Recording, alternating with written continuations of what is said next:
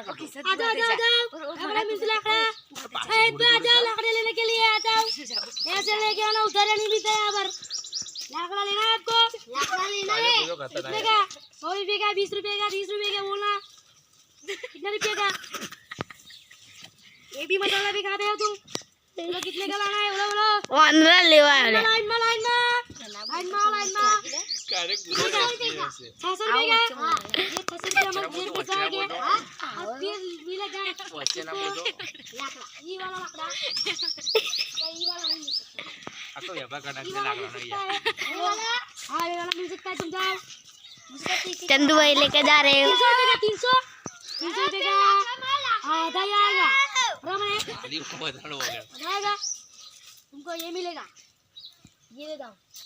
और अपने चूल्हे में डालो और फसल लगाओ और मच्छी बच्ची खाओ ये लाकड़ा मिलते लाकड़ा ये लाकड़ा ये आओ लाकड़ा मिलते तो जीरो खाओ लाकड़ा